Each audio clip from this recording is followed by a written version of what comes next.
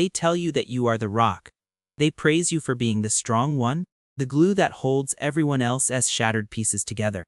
But here is the brutal, unspoken truth that society refuses to acknowledge. The people who constantly praise your strength are usually the exact same people who are quietly bleeding you dry. You are not a rock. You are a human being who has been buried alive under the weight of everyone else's emergencies, and right now you are suffocating in plain sight. Welcome back to the Psychology Guy. If you have ever felt that bone-deep exhaustion of holding up the world for people who would not even hold a door for you, please hit that subscribe button right now. Your support is exactly what allows me to keep making these videos and pulling back the curtain on the things we are too afraid to say out loud. Let us talk about that exhaustion. You know the kind I mean. It is not the tiredness that a good night of sleep can fix. It is a profound, soul-crushing apathy that creeps in when you look at your phone, see a name lighting up the screen, and feel absolutely nothing but a hollow sense of dread. You think something is wrong with you. You think you are losing your empathy, becoming cold, or failing at being the good person you have always tried to be. You are not. Your sudden emptiness is not a character flaw. It is a biological necessity. For years, you have been told that carrying the emotional baggage of your family and your friends is a virtue. It is not. It is a slow, quiet form of self-destruction. When you function as everyone's safety net, your brain does not register that as an act of love. It registers it as a constant, looming threat. Clinical psychologists refer to this physical toll as allostatic load. It is the severe wear and tear on your body that happens when your sympathetic nervous system is perpetually activated. To the outside world, you look incredibly reliable, highly functioning, and always in control. But beneath the surface, your brain is processing this reliability as a prolonged trauma response.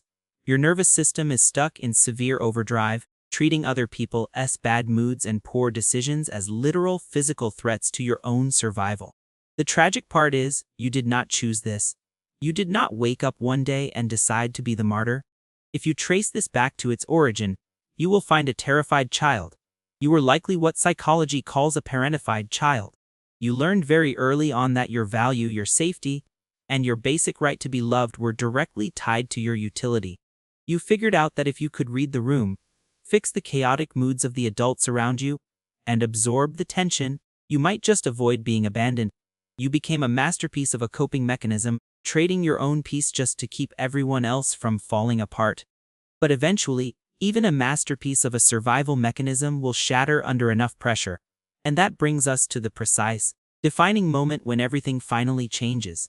It rarely happens with a dramatic explosion or a tearful breakdown. Instead, it happens quietly. It is a random Tuesday when you look at a frantic text from someone who perpetually needs rescuing, and instead of your heart racing as you spring into action, you feel an absolute chilling void. You do not reply. You do not fix it. You just let the ball drop. At first, the guilt is agonizing, clawing at your chest because you have been meticulously wired to believe that their failure is your personal fault. But right beneath that suffocating guilt, for the very first time in your life, you encounter the terrifying, expansive silence of simply letting things fall apart. The people around you will inevitably call this giving up. They will accuse you of becoming cold, distant, or completely apathetic. But you have to understand the profound difference between apathy and the architecture of self-preservation. You are not abandoning the people you love. You are finally executing a desperate rescue mission for yourself. Make no mistake, there will be fierce pushback. The individuals who are the most outraged by your new boundaries are exactly the ones who benefited the most from you having none. They are not grieving the loss of your deep connection. They are grieving the loss of your endless convenience. When you finally stop over-functioning for the world, something incredibly strange happens to your brain. You begin to shift out of that constant fight or flight mode and slowly drop into a parasympathetic state where your body is actually supposed to rest. And ironically, it feels absolutely awful at first.